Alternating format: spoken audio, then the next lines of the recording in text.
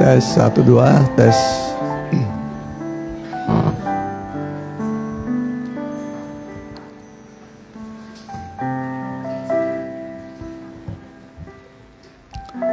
Shalom. Shalom.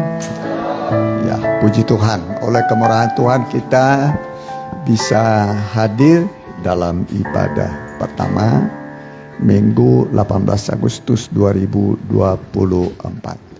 Bagi Bapak Ibu, Saudara-saudari yang mengikuti secara online, baik langsung dan tunda, kami ucapkan selamat bergabung, selamat berbakti. Tuhan memberkati. Kita sama-sama bangkit berdiri. Kita undang hadirat Tuhan, kuasa Tuhan, pertolongannya untuk menjamah setiap pribadi kita. Rahmat Tuhan.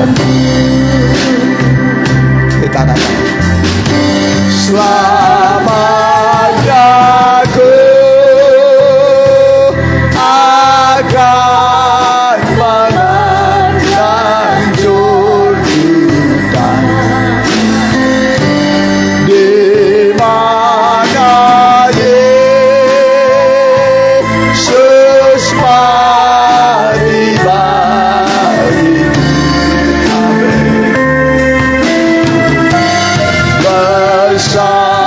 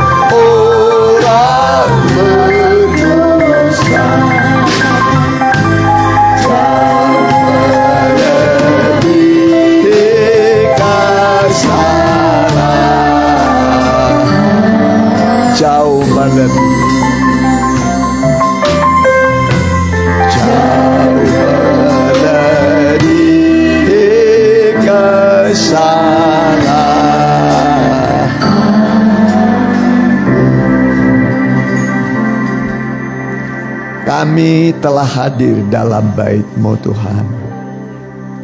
Kami rindu beribadah padamu. Lawaklah kami Tuhan, lewat firman dan roh-Mu, supaya kami mengalami sukacita, pemulihan, pertolongan dari Tuhan. Bahkan Engkau menguduskan kami Tuhan, dengan firman dan darah-Mu. Biarlah kami sekalian yang sudah hadir ini diberkati oleh Tuhan. Semua imam-imam yang ambil bagian, pelayan-pelayan Tuhan, Engkau tahbiskan, kuduskan Tuhan. Baik musik, singer, penerima tamu, LCD, semua urapi berkati. Dan biarlah kami menikmati indahnya beribadah. Bisa memberi kami petunjuk, arahan, dan mengusir segala kesuraman, kegelapan dari hidup kami. Sehingga kami akan mengalami lawatan Tuhan lewat firman dan roh-Mu Tuhan. Kami tengking kuasa setan iblis dalam satu nama, di dalam nama Tuhan. Kami perintahkan Engkau enyah semua dari hati pikiran kami, dari ruangan ini. Biarlah roh yang dari tempat yang maha tinggi melingkupi kami sekalian. Kami siap memuji Tuhan dalam nama Tuhan Yesus. Haleluya. Amin. Silakan. Ya, terima kasih buat kehadiran. Ya, juga hambanya Pak Pendeta Hesron yang akan melayani kita dengan Ibu. Ya, Tuhan berkati. Kita angkat puji-pujian. Kita nyanyikan nyanyian Pintu Kesempatan.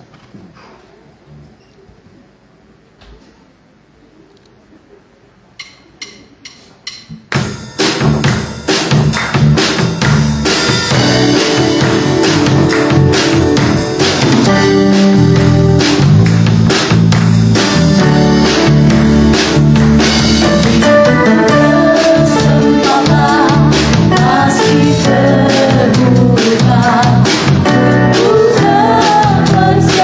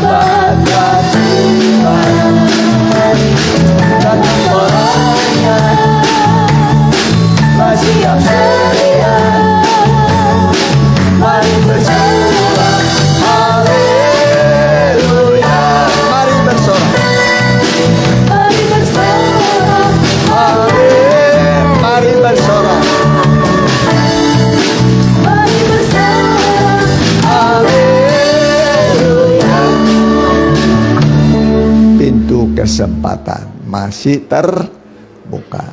Jadi seperti 5 gadis yang bijaksana mempersiapkan minyak dan lampu. Jangan seperti 5 gadis yang bodoh setelah pintu tertutup. Mereka sudah terlambat mengisi minyak dan lampu. Sebab Yesus akan datang kembali sebagai hakim, raja, dan mempelai pria surga. Mari kita angkat puji-pujian, kita bangkit berdiri, kita nyanyikan dengan sukacita. Satu hal telah kuminta.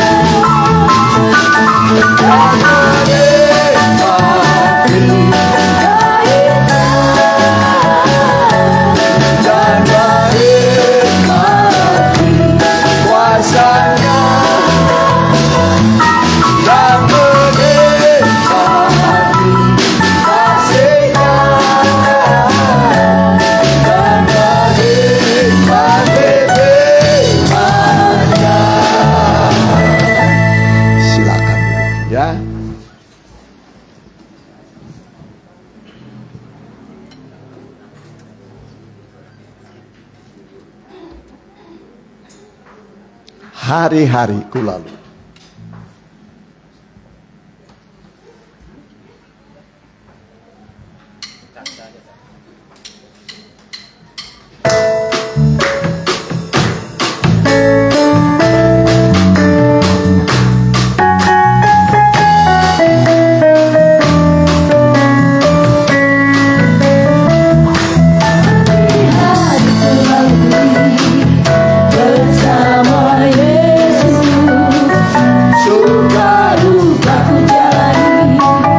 Bersama Yesus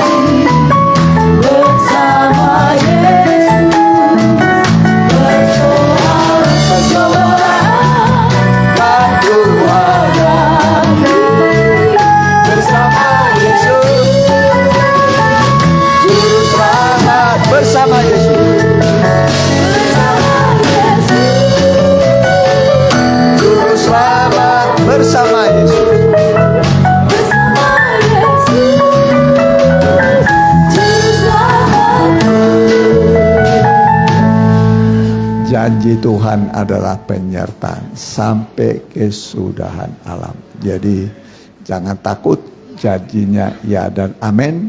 Apapun yang kita hadapi kalau bersama Tuhan, tidak perlu takut. Tuhan yang menyelesaikan. Selama di dunia pasti ada masalah. Ya, nanti kalau sudah di sorga baru tidak ada masalah. Mau cepat ke surganya tuh nanti aja. Hah?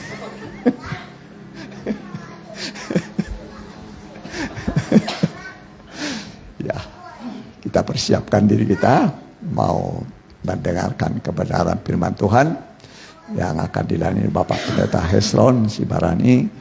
Mari kita bangkit berdiri, kita nyanyikan nyanyian.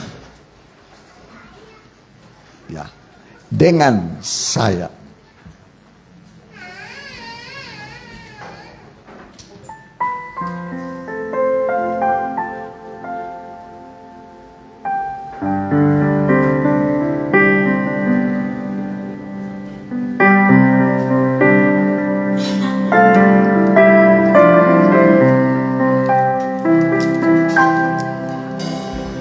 Firman-Mu berkatakan besertaku,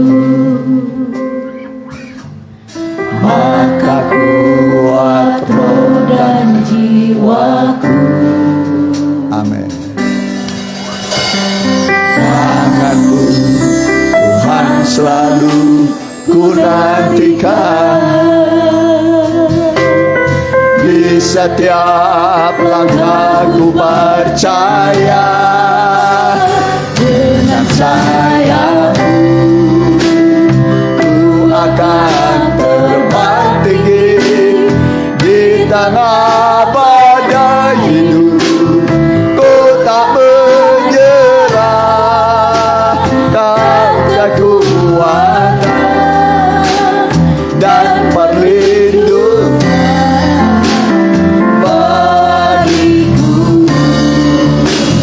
Pertolongan-Mu di tempat maha tinggi, ku mengangkat tanganku, aku berserah. Kau nantikan, Kau yang ku sembah, Yesusku, Rajaku. Dari awal kembali. Berkatakan besertaku, maka kuat roh dan jiwaku. Amin. Tangan-Mu Tuhan selalu ku nantikan, di setiap langkahku percaya, dengan sayap-Mu ku akan terbang tinggi di tengah badai hidup. Ku tak menyerah, Kau kekuatan dan perlindungan bagiku. Pertolongan-Mu di tempat maha tinggi, ku mengangkat tanganku, aku berserah. Kau ku nantikan, Kau yang ku sembah, Yesusku, Rajaku. Yesusku, Yesusku, Raja. Sekali lagi dengan lembut. Yesusku, Rajaku. Lembut sekali lagi. Mimbar saya serahkan kepada Bapak Pendeta Hesron. Rajaku.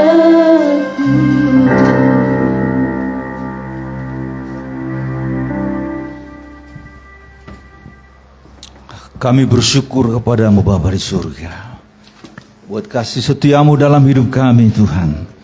Kalau hari ini kami masih ada, masih hidup, masih bisa beribadah karena kemurahan Tuhan saja. Terima kasih buat kebaikan Tuhan dalam hidup kami, sehingga kami boleh berkumpul di bait-Mu ini untuk memuji, mengagungkan nama Tuhan, beribadah kepada Tuhan. Dan pujian yang sudah kami naikkan, kiranya itu tuh menyenangkan hati Tuhan, sehingga Tuhan sekarang giliran-Mu lah yang memberkati kami. Terima kasih Bapa, ampun segala dosa dan salah kami.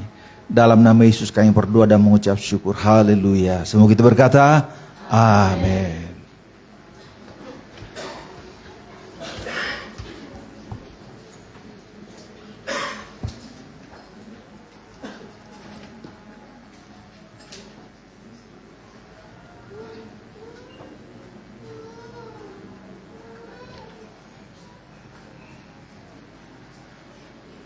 Shalom.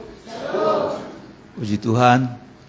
Pertama-tama saya ucapkan terima kasih kepada Bapak dan Ibu Gembala yang sudah memberikan kesempatan kepada saya untuk menyampaikan firman Tuhan. Beberapa hari yang lalu saya dengar Bapak Gembala itu sakit.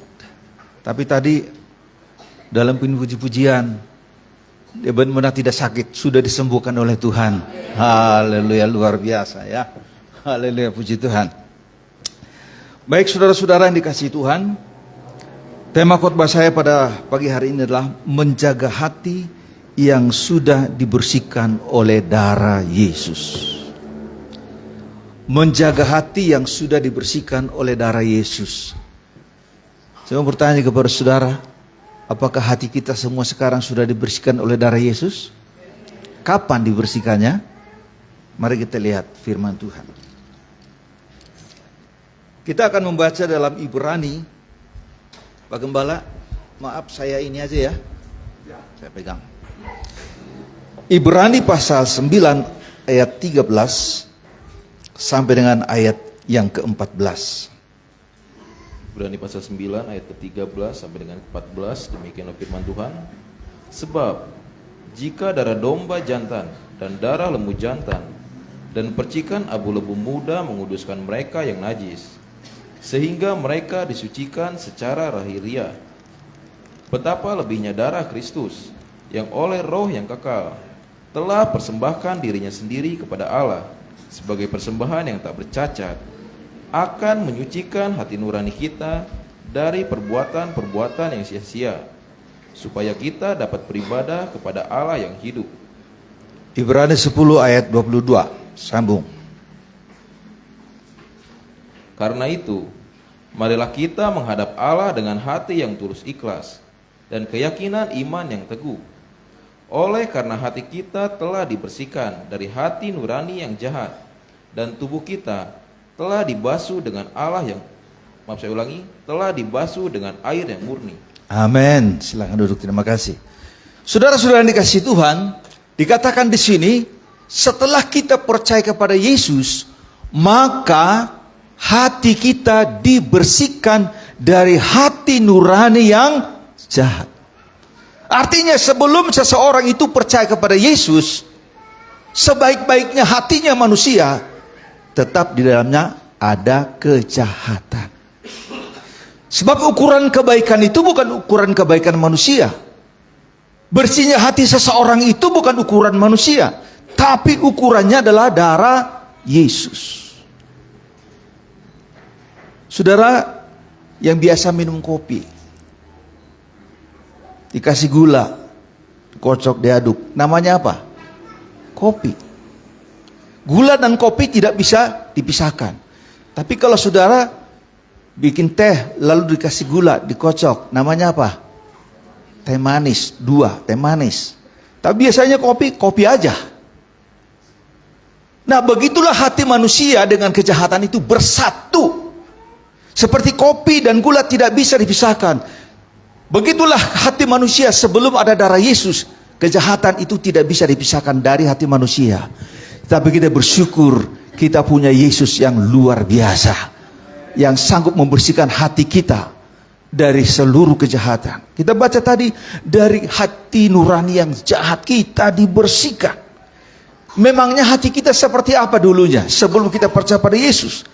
Perlu kita baca Markus pasal 7 ayat 21 dan 22.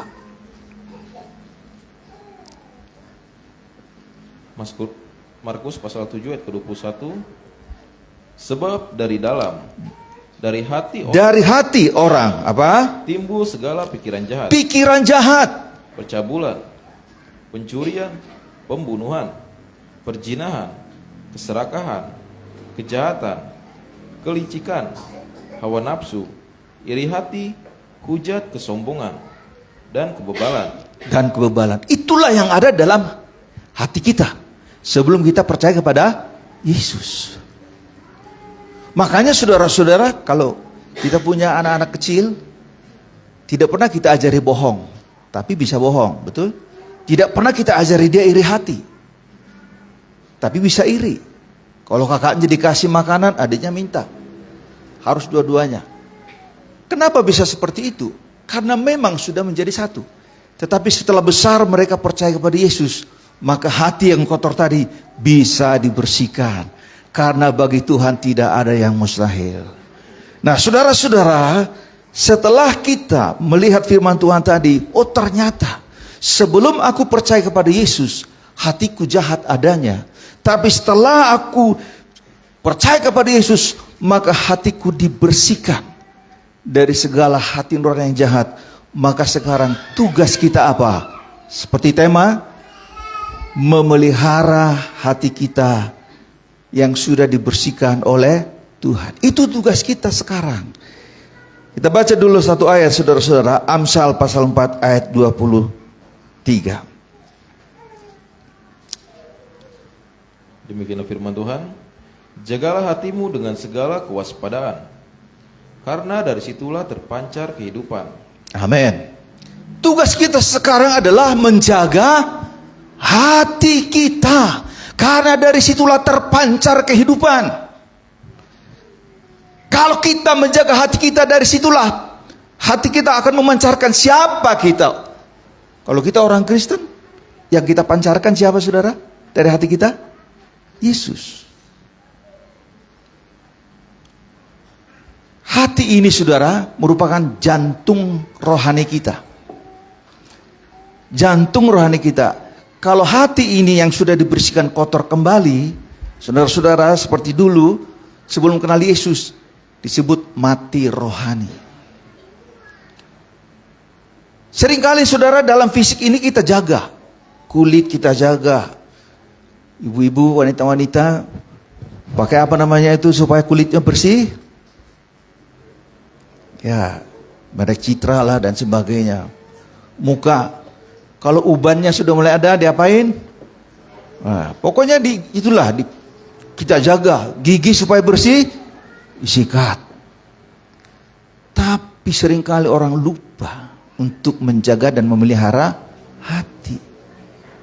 Yang jasmani kita pelihara, tetapi yang paling penting, bagaimana kita bisa mempelainya Tuhan? Harus kita punya hati yang bersih. Bagaimana seseorang laki-laki dia bisa menikah dengan seorang wanita? Karena jatuh hati. Sekarang banyak perceraian saudara-saudara. Awalnya mereka dipersatukan dalam kasih Kristus, diberkati di gereja. Tetapi kenapa bisa berpisah? Padahal ada di antara mereka pelayan Tuhan, bisa bercerai. Jawabannya karena mereka tidak menjaga hati masing-masing. Kalau suami menjaga hati tetap untuk istrinya, istri menjaga hati untuk suaminya, maka tidak akan terjadi perpisahan. Begitulah kita dengan Yesus. Tidak ada yang memisahkan kita kalau hati kita pelihara. Amin saudara. Haleluya. Hati ini merupakan jantung kehidupan kita. Ukurannya hati kita. Yesus berkata, apa yang keluar dari mulut itu bersumber dari hati. Tergantung hati kita. Kalau hati kita terus diisi oleh kuasa Yesus, oleh kasih Yesus, maka yang keluar juga dari hidup kita seperti itu. Baik saudara, kita lanjut saja. Kita memelihara hati yang sudah dibersihkan. Kenapa kita harus pelihara? Jawabannya, karena si iblis atau si jahat ingin masuk kembali untuk mengotori dan menguasai hati ini. Yesus pernah berkata, apabila seseorang kemasukan roh jahat, lalu roh itu keluar dari hidupnya, maka si roh itu akan mengembara, mencari tempat untuk dia menemukan tempat yang damai. Tapi tidak ditemukannya. Rupa-rupanya tempat yang paling damai di hati manusia. Dia apa? Kembali lagi. Dan ketika dia kembali lagi, saudara-saudara, silakan membaca dulu. Matius pasal 12 ayat 43 sampai 45. Matius pasal 12 ayat 43, demikian firman Tuhan. Kembalinya roh jahat. Apabila roh jahat keluar dari manusia, ia pun mengembara ke tempat-tempat yang Mengembara, ya. mencari perhentian, tetapi ia tidak mendapatkannya. Tidak mendapatkannya. Lalu ia berkata, aku akan kembali ke rumah yang telah kutinggalkan itu. Maka pergilah ia dan mendapati rumah itu kosong, Kosong. bersih, tersapu, dan rapi teratur. Lalu ia keluar dan mengajak ketujuh roh yang lain yang lebih jahat daripadanya, dan mereka masuk dan berdiam di situ. Maka akhirnya keadaan orang itu lebih buruk daripada keadaan semula. Demikian juga akan berlaku atas angkatan yang jahat ini. Iya, kita lihat di situ, saudara-saudara. Ya, dia kembali. Kenapa? Roh jahat itu ternyata tidak mendapatkan tempat yang nyaman di luar sana. Nyaman di hati manusia. Karena apa? Dikatakan di situ, rumah itu teratur, bersih, tapi kosong. Tidak ada yang menjaga. Dia balik lagi, enak di hati manusia itu. Apalagi dia dikuasai. Satu kali katanya, iblis datang kepada Tuhan. Ini cuma cerita. Dia bilang, Tuhan, kenapa orang Kristen kalau berdoa selalu menyalahkan saya, menengking saya? Padahal saya tidak pernah mengajari mereka lagi. Ya karena kamu katanya masih menguasai. Ya karena mereka mau dikuasai saya. Jadi sekarang begini aja lah Tuhan. Jangan salahkan saya.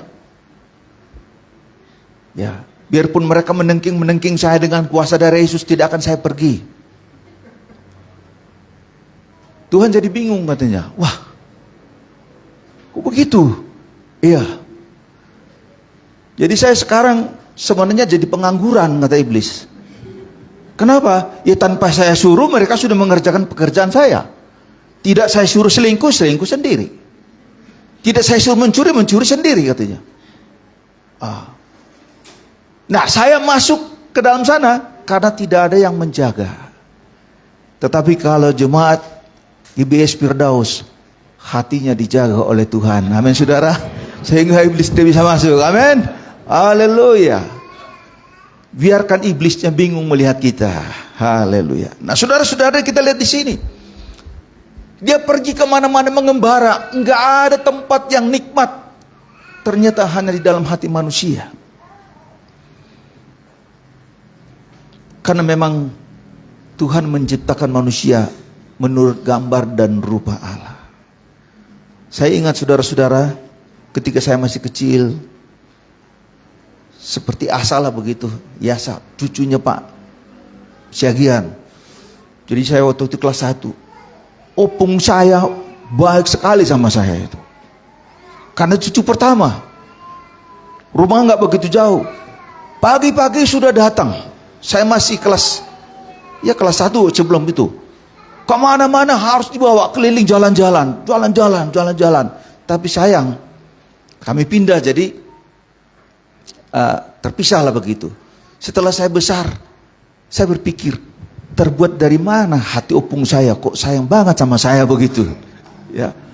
Nah saudara, ketika kita dekat seseorang, kebetulan opung saya pada waktu itu Sintua dari Pentakosta.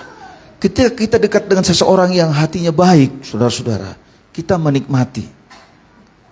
damai sejahtera, sukacita.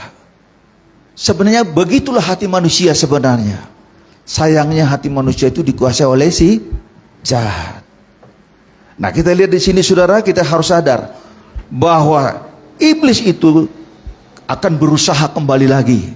Tetapi kita harus menjaganya. Dengan cara bagaimana? Tentu nanti kita akan lihat bagaimana hati kita, bagaimana kita bisa menjaga hati kita. Nah, saudara-saudara, tadi sudah kita lihat saudara-saudara, bahwa iblis itu akan kembali, berusaha untuk masuk kembali. Bahkan juga dikatakan di dalam 1 Petrus 5 ayat 8. 1 Petrus 5 ayat 8.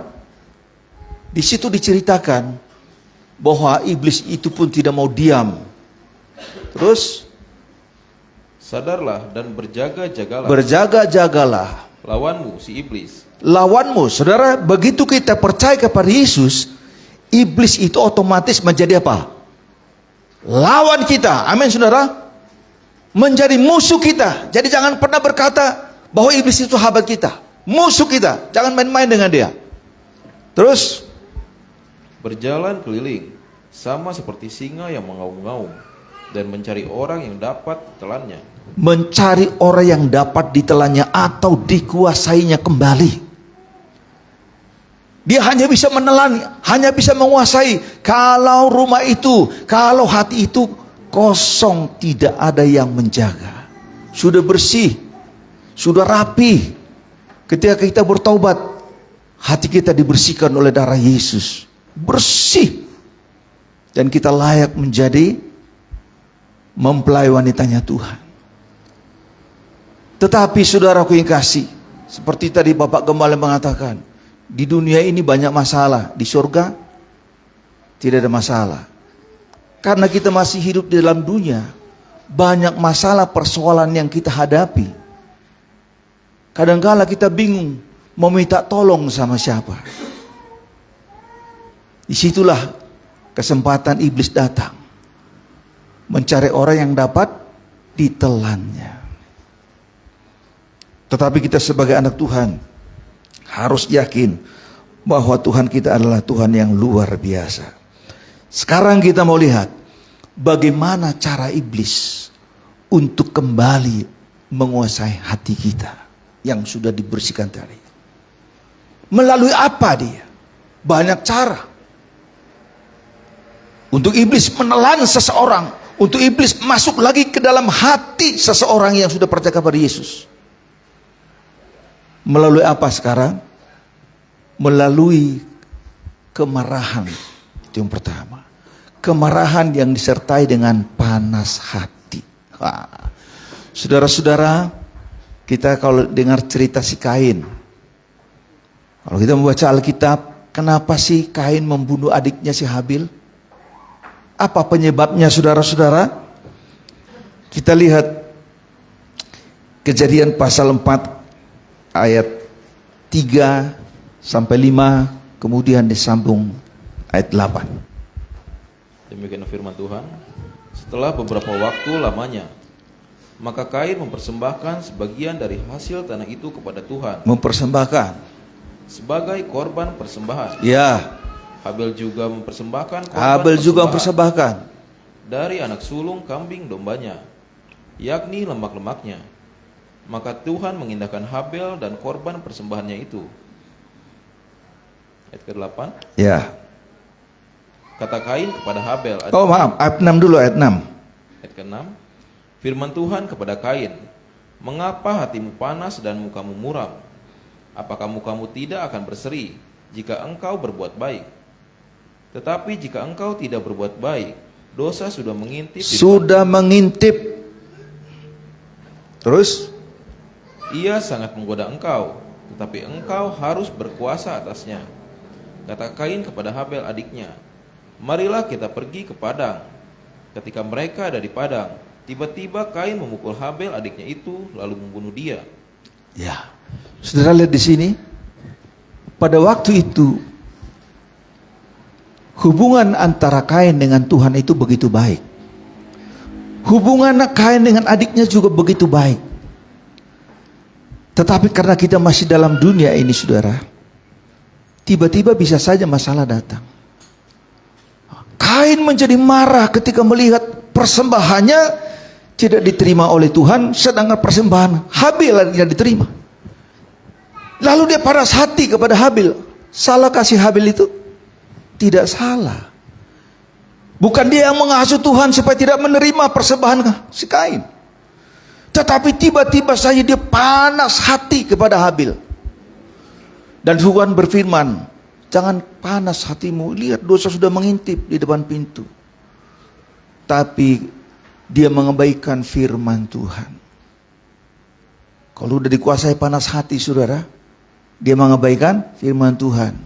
Ada banyak orang udah pakai sepatu mau berangkat ke gereja, tiba-tiba dia marah sama istrinya, panas hati, gak jadi aku ke gereja, kau berangkat sendiri aja. Ya, sampai di gereja mamanya udah enakan, begitu dengar khotbah firman Tuhan, menyinggung ini karena kemarin makan bersama-sama, panas hatinya. Saudara-saudara lihat, disitulah iblis masuk. Di saat panas hati itu iblis masuk. Apa yang hilang dari hati Habil? Dari hati Kain? Kasih.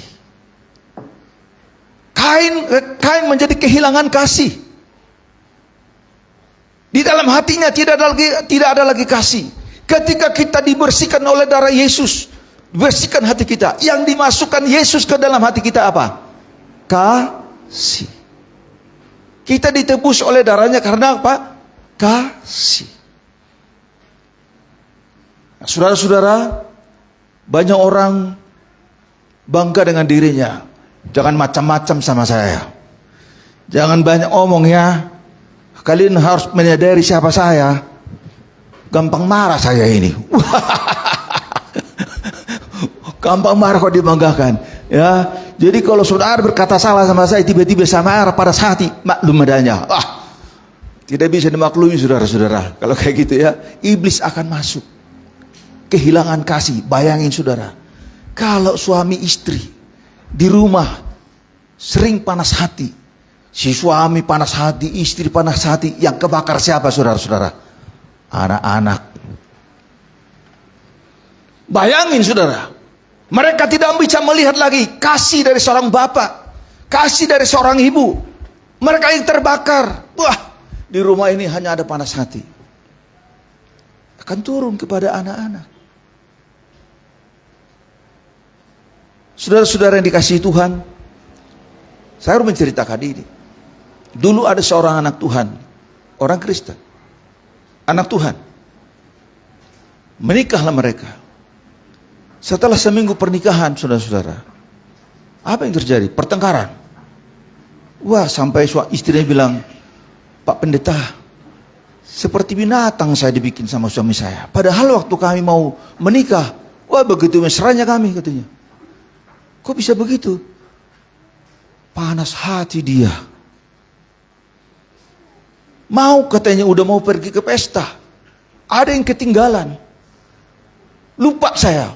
Itu enggak segan-segan membuka ikat pinggangnya, dilibaskan ke istrinya. Goblok kamu katanya. Bayangin saudara. Dulu dia punya kasih. Tiba-tiba kehilangan kasih. Kenapa? Panas hati. Coba lihat kiri kanan. Jangan suka panas hati. Kita harus memiliki hati yang penuh dengan kasih. Panas hati itu membuat Kain kehilangan kasih. Harusnya dia sangat sayang sama adiknya. Pada waktu itu mereka cuma berdua kakak beradik. Harusnya dia sayang sama adiknya. Tapi sekarang hanya gara-gara panas hati dia bunuh adiknya. Berapa banyak sekarang di zaman sekarang orang-orang Kristen mengaku dirinya rajin ke gereja hanya karena merek gerejanya beda, musuhan. Ya kan? Yang satu gereja sana, satu gereja sini, enggak omongan. Tidak pernah telepon-teleponan. Biarkan anaknya kawin enggak mau datang.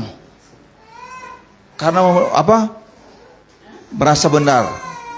Ini yang sedang terjadi saudara. Banyak mengaku dirinya orang Kristen tetapi kehilangan kasih. Kenapa? karena tidak menjaga hati. Amin saudara. Dengar firman Tuhan, diisi oleh firman Tuhan, tapi apalah gunanya itu kalau kita kehilangan kasih. Rasul Paulus berkata apa? Apa gunanya aku hidup ini, punya ini, punya itu dan sebagainya, kalau tanpa kasih. Lihat saudara-saudara, kehilangan kasih. Bapak Ibu yang sudah lanjut usia, kita ini udah mulai masuk ujian yang terakhir masalah kasih. Jadi saya ngobrol sama Pak si Hombing, mertuanya saudara Ivan ya, ibu sedang sakit. Ketika ibu sedang sakit seperti itu, apakah kasih Bapak tetap full? Amin. Ketika kita melihat istri kita sudah seperti itu, mati aja lah kau. Ketika kita melihat suami tak berdaya, mati. Laki-laki sudah tak berguna ini katanya. Saudara-saudara, Tuhan membersihkan hati kita dengan mengisi dengan apa? Kasih. Amin. Ya. Jadi jangan pada waktu masih muda, gandengan tangan ke sana kemari, begitu ada sakit sedikit, mulai berpikir, apa sakit istriku ini? Dokter, apa sakitnya? Jujur aja lah, kalau kanker bilanglah kanker. Supaya aku tahu maksudnya apa. Nah, sudah, tapi kalau dia punya kasih, maka dia akan menunjukkan apapun yang terjadi tidak akan bisa terpisah, karena kasihku dan kasihmu berasal dari Tuhan. Amin saudara, haleluya. Kemudian masih ada waktu sedikit ya Pak ya. Contoh yang kedua, Yakub. Yakub juga saudara-saudara pernah memiliki panas hati. Kita lihat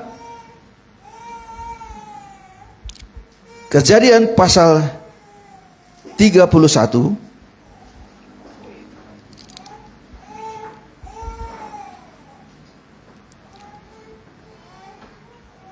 sebentar, saya lihat dulu saudara.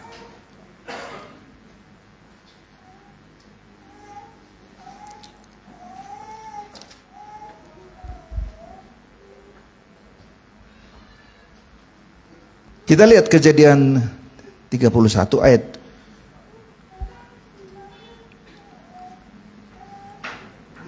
31 juga. Coba lihat. Lalu Yakub menjawab Laban, aku takut karena pikirku. Oh maaf. Kita langsung aja ayat 36 aja. Lalu hati Yakub panas. Lalu hati Yakub apa? Panas. Dan ia bertengkar dengan Laban.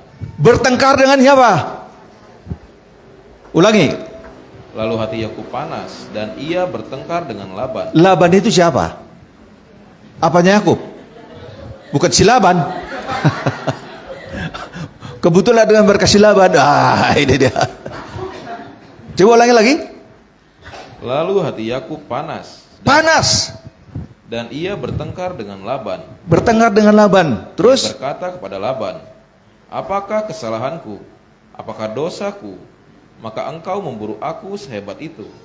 Terus Engkau telah menggeledah segala barangku. Sekarang apakah yang kau temui dari segala barang rumahmu?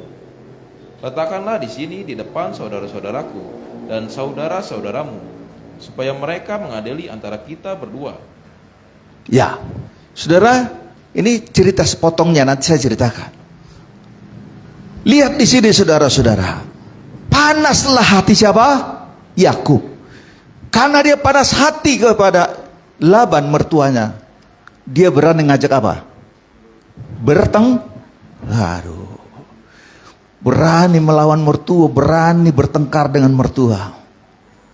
Artinya apa?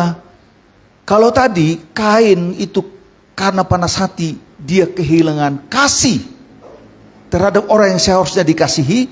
Sekarang Yakub karena panas hati, marah dan panas hati, dia kehilangan rasa hormat terhadap orang yang seharusnya dia hormati.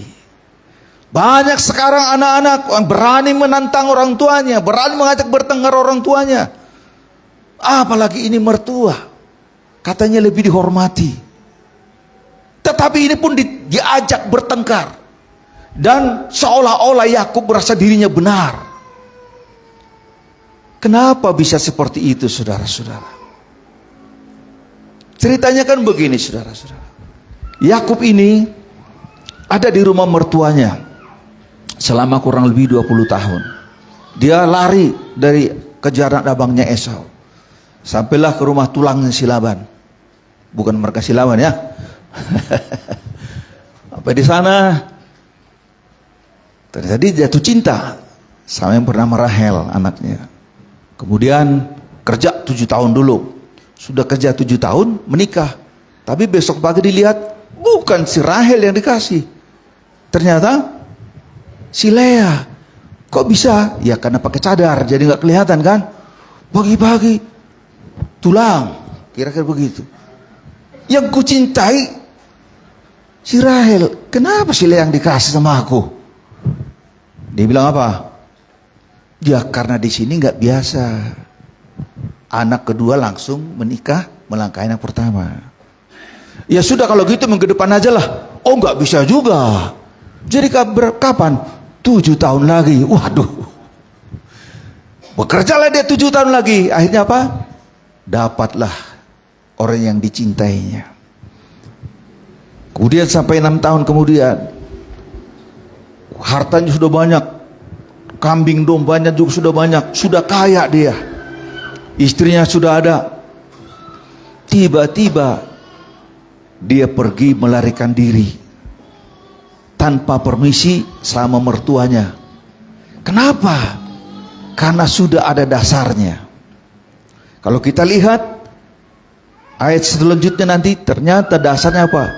Sudah 10 kali engkau mengubah upahku. Udah kau bohongi terus aku. Jadi si Yakub ini sudah menyimpan sesuatu dalam hatinya. Udah kotor hatinya. Lalu si Laban bilang, tadi malam aku ketemu dengan Tuhan di tengah jalan, sehingga aku tidak berani lagi mengapa-ngapain kau. Cuma aku bertanya, kenapa kau pergi diam-diam? Seandainya kau ngomong, pastilah aku bikin dulu syukuran. Dengan tarian, dengan rebana, aku akan kuberangkatkan. Aku akan mencium cucu-cucuku yang selama hidup bersama dengan kita. Ini aku dengar berita 3 hari kemudian dari orang bahwa kau sudah melarikan diri, kau bawa semua anak-anakku, cucu-cucuku. Kenapa kau lakukan seperti itu? Terus Laban bilang begini, setelah aku periksa rumahku, ada satu yang hilang. Apa itu? Terafim. Terafim itu semacam boneka kecil, dewa keluarga yang biasa dibikin oleh orang yang belum mengenal Tuhan. Jadi si Laban ini punya patung di rumahnya kecil. Itulah dewa keluarganya. Itu pun hilang kau bawa, katanya. Kali ini Yakub marah. Selama ini aku dituduh. Sekarang tuduhan itu datang lagi sama saya. Padahal saya yang ngambil. Dia bilang, coba periksa semuanya. Siapa yang mengambil? Aku nggak mengambil. Kalau engkau menemukan benda itu sama siapa saja, lebih baik jangan dia hidup. Artinya bunuh saja dia. Nah, ternyata yang mengambil siapa, saudara? Si Rahel, orang yang dicintainya, yang mengambil itu. Bayangin, saudara, artinya orang yang sedang panas hati, di samping dia bisa kehilangan rasa kasih dan rasa hormat, dia juga bisa mengorbankan orang lain. Pikirannya pendek. Coba seandainya diperiksa semua ketemu, Rahel kan orang yang dia cintai, tiba-tiba ditemukan. Bagaimana Yakub? Kubunuh kasih Rahel ini? Tapi kan si Laban gak mungkin membunuh. Tetapi perkataan dia sudah menyakitkan yang mendengar. Nah, yang mengambil terafim itu siapa? Si Rahel. Tetapi setelah digeledah, cucu-cucunya pun digeledah, tidak ada yang mengambil. Ternyata ada di si Rahel. Cuman si Rahel lagi duduk di atas kuda, di atas unta. Ada pelana tempat duduknya, diselipkan di situ. Lalu dia berkata, Bapak, maaf ya, aku lagi ada gangguan. Jadi aku nggak bisa turun. Oh iya. Begitu dicari nggak ada. Lalu Yakub bilang, ada nggak ketemu? Bapak ketemu? Nggak ada ketemu. Makanya dia marah. Seringkali saudara-saudara, kita menyalahkan orang lain, ya, sampai panas hati. Padahal orang itu belum tentu salah. Kadang-kala juga kita marah sama orang lain, padahal kesalahannya tidak pantas kita marah seperti itu. Beberapa waktu yang lalu dulu saudara-saudara, waktu saya sekolah Alkitab kami diutus ke Sumatera Utara. Jadi kami mampir di salah satu rumah pembela sidang dari sebuah gereja. Oh iya benar, di sini kalian. Besok kebaktian kita di sana. Cuma karena pendeta kami masih di luar kota, memang di sinilah. Kami nginap di situ. Tapi ketika kami sedang ngobrol-ngobrol, anaknya pulang. Masih kelas 4 SD. Tiba-tiba pulang. Entah bagaimana, Pak. Dia ngomong gini-gini. Tunggu dulu, ada pendeta ini katanya. Tapi anak ini terus, namanya juga anak masih kecil pada saat itu. Marah dia, saudara-saudara. Kau nggak sopan, ada pendeta di sini, ada hamba-hamba Tuhan. Di depan rumahnya ada pohon jambu, dipatahkan pohon jambu itu, anaknya dipukulin sampai guling-guling bolak-balik. Ampun bapak, itu pohon jambu itu kayunya kuat itu. Waduh, sampai saya lari, saya rangkul. Bagaimana Pak Sintua ini? Iya tapi hamba-hamba Tuhan datang, masa dia nggak sopan? Waduh, ini salah. Kalau hamba Tuhan datang lalu kita bisa bunuh anak kita. Jangan seperti itu. Saya bilang justru kami datang ke sini untuk membawa kebenaran, bukan seperti itu. Masa menghormati cara pendeta seperti itu? Dan saudara-saudara, panas hatinya. Saya sampai bingung. Kok Sintua dia? Kami disambut sama dia, tapi begitu perlakuan sama anaknya. Hanya karena anaknya mengatakan seperti itu. Waktu saya dengar apa yang diminta anaknya, pantas-pantas saja. Kenapa seperti itu? Hatinya sudah kotor. Tapi jemaat di Firdaus hatinya tetap bersih. Amin saudara. Haleluya. Yakub kehilangan rasa hormat kepada orang yang harus dihormati. Jangan ada menantu-menantu sakit hati sama mertua. Amin. Jangan ada mertua-mertua juga sakit hati sama menantu. Itu tidak boleh. Apalagi kita dalam Tuhan. Tunjukkan kasih kita. Apa yang keluar dari mulut itu berasal dari hati kita. Baik, yang terakhir, saudara-saudara. Bagaimana caranya kita menjaga hati kita? Hati ini kan tidak bisa kita jaga dengan kekuatan kita sendiri. Maka kita harus menjaga hati kita itu pertama dengan cara apa? Berdoa. Kita menjaga hati kita itu dengan cara apa saudara? Sama-sama, kita menjaga hati kita dengan cara berdoa. Berdoa artinya saudara, bersekutu dengan Tuhan. Bukan hanya berdoa, banyak orang berdoa. Saudara-saudara, kalau kita berdoa kepada Tuhan, biasanya kalau mau makan, berdoa. Mau tidur, berdoa. Kalau ada masalah, berdoa. Jadi kita cuma meminta. Tapi kalau bersekutu tidak begitu saudara-saudara. Datanglah Ivan, waktu masih sekolah Ivan datang kepada Pak Yakobus. Wah, di sekolah guru mengatakan harus beli ini Pak. Ditanya buat apa? Buat ini. Jadi ada komunikasi. Oh iya. Jadi nanti kalau Bapak beliin kamu bertanggung jawab ya. Iyalah Pak, akan kujaga. Karena memang ini perintah dari guru. Ada apa? Komunikasi. Ada waktu komunikasi itulah sedang ngobrol, bersekutu. Kita dengan Tuhan kadang-kala cuma berdoa saja, menyampaikan isi hati kita. Sementara isi hati Tuhan tidak kita dengar. Kalau ada masalah baru berdoa. Kalau ada persoalan baru berdoa. Suatu kali saudara-saudara, ada seorang pendeta bertanya kepada jemaatnya karena dia mendengar jemaatnya malas berdoa. Siapa di sini yang tidak pernah berdoa? Angkat tangan. Tidak ada angkat tangan. Siapa di sini yang rajin berdoa, yang tidak pernah absen berdoa? Semua angkat tangan. Wih, padahal pendeta ini dapat laporan si A, pelayan Tuhan tapi malas berdoa. Lalu ditanya, Bapak suka berdoa? Berdoalah minimal 3 kali sekali. Kapan itu? Sarapan pagi, makan siang, dan makan malam. Bukan begitu saudara-saudara, tetapi berdoa itu bersekutu. Amin saudara, bersekutu.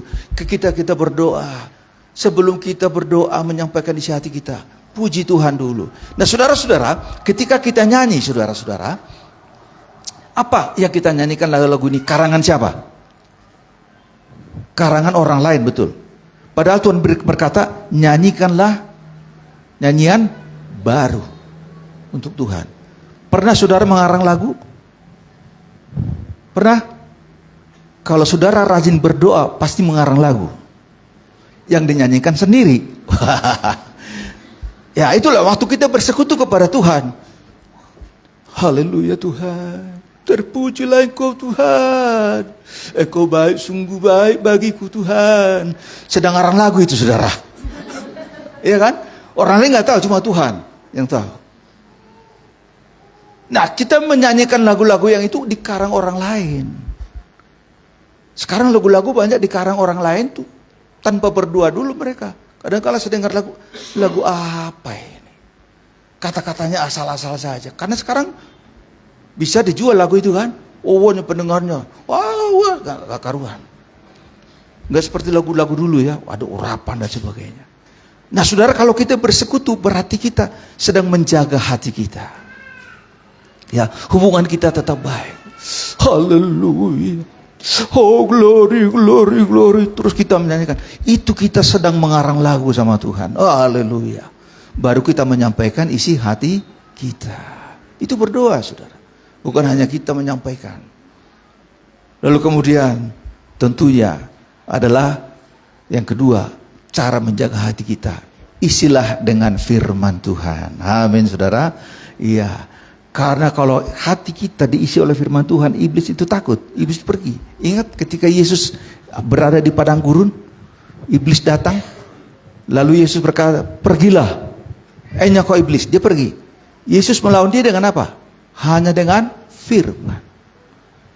Disuruh bikin roti, buat jadi roti. Firman Tuhan, Yesus berkata ada firman. Manusia tidak hidup dari roti saja.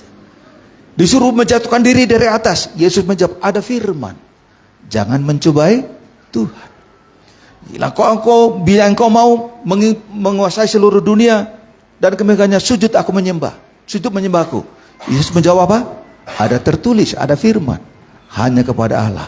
Artinya saudara, kalau hati kita diisi oleh firman Tuhan, tidak ada kesempatan Yesus untuk masuk. Amin saudara. Sebab hati kita telah dijaga oleh kasih dan firman Tuhan. Caranya berdoa dan apa?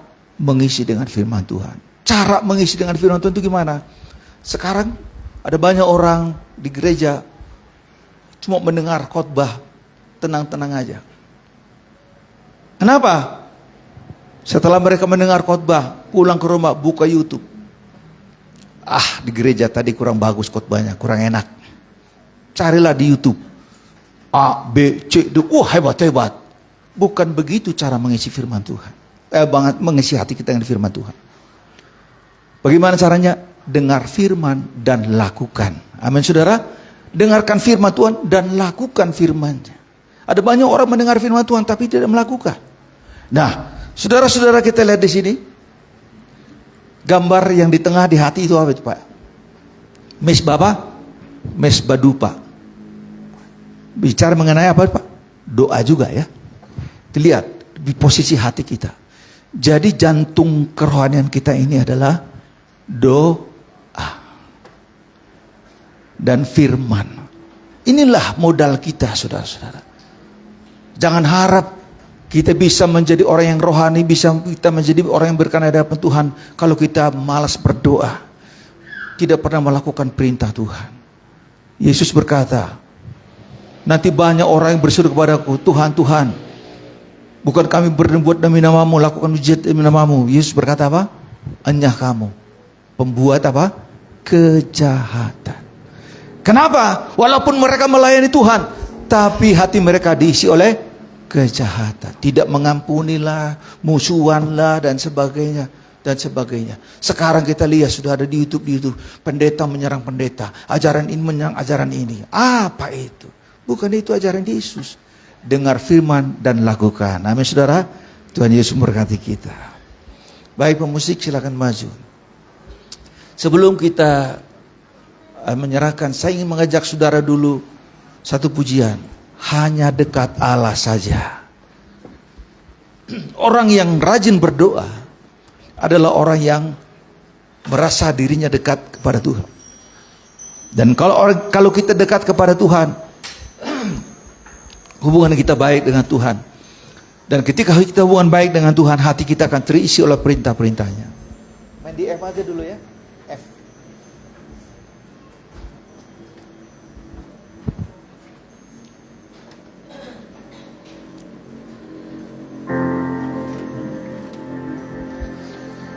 Ku ingin selalu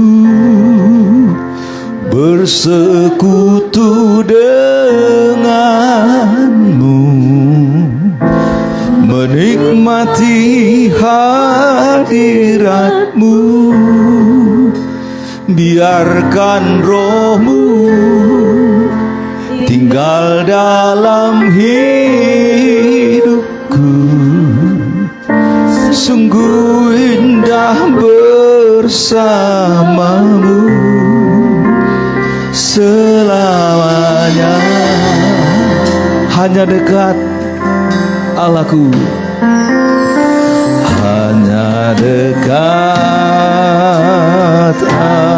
Allahku, rasa tenang hatiku.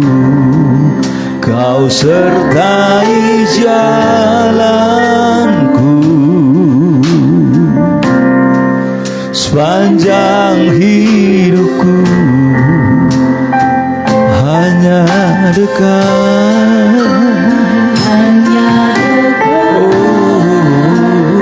padamu ada kekuatan baru. Kaulah perlindunganku, keselamatanku. Katakan kepadanya, ku ingin,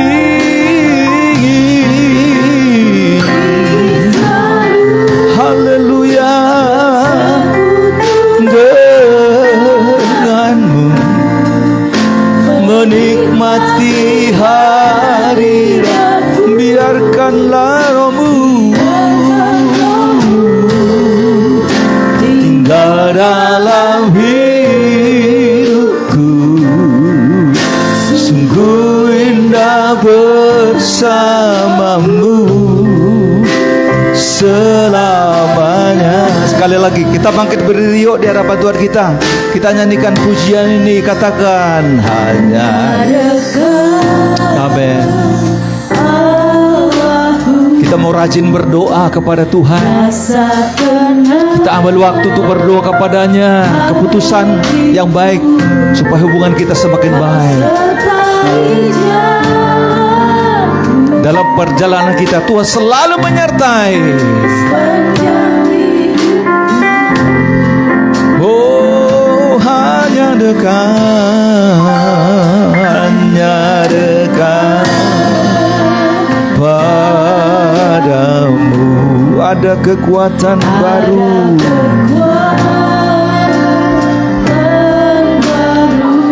Amin. Kaulah perlindunganku,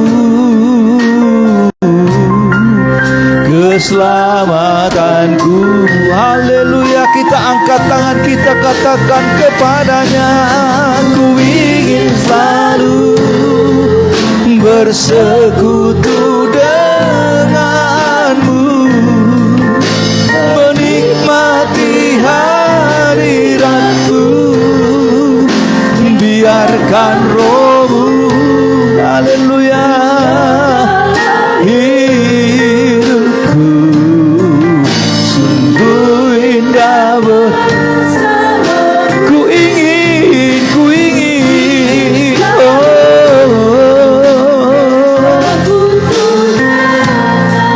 amin Tuhan, menikmati hadiratku,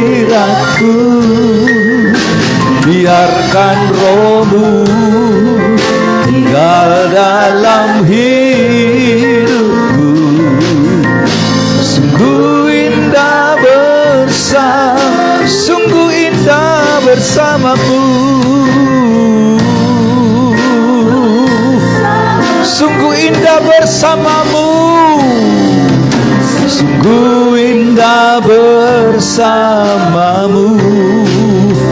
selamanya, selamanya, selamanya, haleluya, selamanya. Saudaraku yang dikasihi dalam Tuhan, adakah di antara saudara sekarang yang sedang menyimpan sesuatu yang tidak berkenan kepada Tuhan? Mungkin saudara sedang panas hati, sedang benci dengan seseorang, tidak suka dengan seseorang. Saudara mungkin kehilangan hormat kepada yang harusnya saudara hormati. Sekarang katakan, Tuhan, penuhi aku kembali dengan kasih-Mu. Ini hatiku, bersihkan kembali hatiku Tuhan. Jagai Tuhan. Aku ingin mengambil keputusan, mau rajin berdoa. Aku bersekutu dengan Engkau Tuhan. Haleluya. Bapa di surga, aku berdoa buat jemaat Tuhan ini Tuhan, yang sudah mendengarkan khotbah atau firman Tuhan kuda sampaikan, terbatas adanya, sederhana adanya, tapi kami menyadari Tuhan, hati kami ini sangat penting Tuhan. Kalau hati kami ini sudah Engkau bersihkan, maka tanggung jawab kami menjaganya sampai akhir hidup kami, supaya tidak kotor kembali hati ini, supaya tidak terseret oleh si jahat, tidak dikuasai oleh si jahat, tapi dikuasai oleh Roh-Mu saja ya Tuhan. Terima kasih Bapa di surga. Apabila Tuhan ada di antara kami yang pernah menyakiti hati orang tua kami, menyakiti hati mertua kami, menyakiti hati menantu kami, menyakiti hati anak kami, ampuni kami Tuhan. Apabila kami kurang hormat kepada hamba Tuhan, kurang hormat kepada orang tua, kurang hormat kepada yang seharusnya kami hormati, ampuni kami Tuhan, sucikan. Bahkan Tuhan, mungkin kami pernah tidak hormat kepada Tuhan karena panas hati, karena kami marah sampai mengabaikan firman Tuhan. Ampuni kami Tuhan. Biar hari ini Roh Kudus saja yang menjagai hati kami. Terima kasih Bapa. Hamba berdoa Tuhan buat hamba-Mu Pak Yakobus, tetaplah dia beri kekuatan, kesehatan Tuhan. Panjangkan umurnya Tuhan, dengan tubuh yang sehat, dengan tubuh yang kuat dia melayani Tuhan, karena Engkau punya rencana dalam hidupnya ya Tuhan. Gereja-Mu boleh bertumbuh, boleh berjalan terus, rencana-Mu digenapi Tuhan dalam pelayanan hamba-Mu. Berkati keluarga hamba-Mu ini Tuhan. Terima kasih Bapa di surga. Kami juga Tuhan berdoa buat anak-anak Tuhan yang mungkin sedang mengalami masalah persoalan. Ada yang sakit Tuhan, mertuanya Ivan Tuhan yang perempuan, dan dalam sakit Tuhan kami menyerahkan dia ke dalam tangan kasih kuasa Tuhan. Tuhan menjamah dia. Bagi-Mu tidak ada yang mustahil ya Tuhan. Karya-Mu dahsyat luar biasa. Beri kekuatan kepada seorang suami yang sedang mengurus istrinya Tuhan. Mampukan dia, luberkan kasih-Mu kepada dia Tuhan, sehingga tetaplah kasih dari Tuhan itu mengalir dalam hidupnya. Kami juga yang hadir suami istri, apabila di antara kami ada hubungan kurang mulai baik Tuhan, luberkan kasih-Mu, penuhi kami dengan kasih dari surga, sehingga rumah tangga kami menjadi rumah tangga yang berbahagia. Terima kasih Bapa di surga.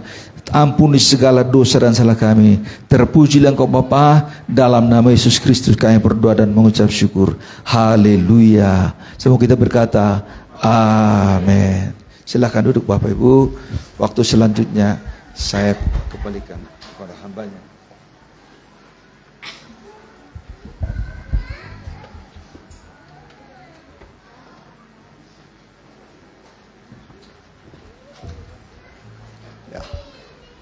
Puji Tuhan, terima kasih buat hambanya Pak Pendeta Hesor Seberani yang melayani kita pada pagi ini. Tuhan membalas berlipat kali ganda. Dan kita semua sudah diberkati. Kita mau berikan persembahan, tanda syukur kita kepada Tuhan. Kita angkat sebuah lagu.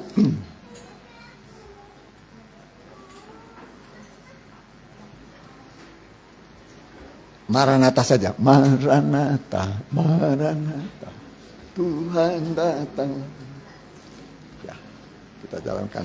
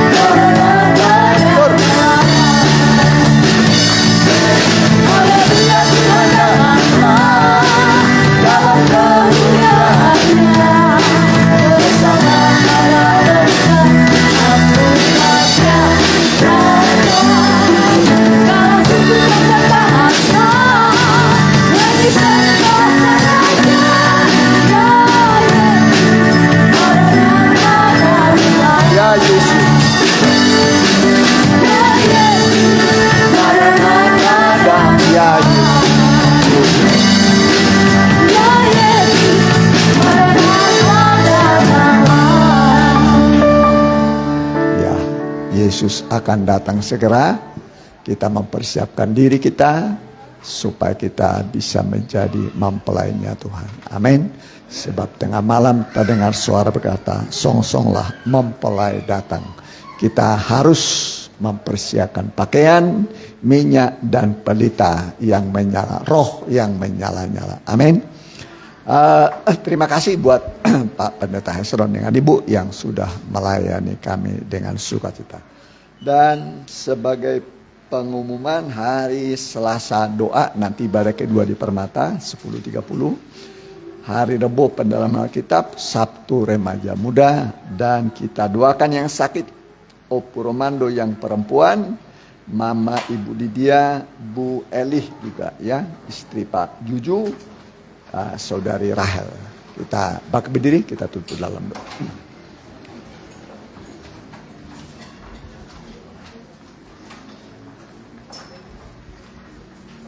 Kembali kami Tuhan menundukkan diri di hadapan Allah yang mulia.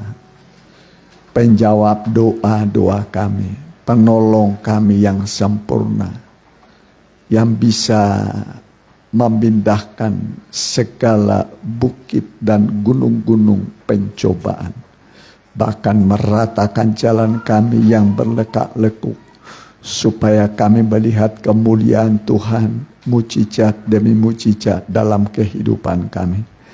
Sebab Allah kami tetap sama, dulu, sekarang, sampai selama-lamanya. Tidak pernah berubah kuasanya. Terlebih ketika kami beribadah, Firman-Mu berkata ibadah itu berguna dalam segala hal. Baik untuk hidup ini dan hidup yang akan datang di sorga sana. Kami datang beribadah dengan segala pergumulan kami, dengan segala persoalan kami, dengan segala kesulitan yang kami hadapi.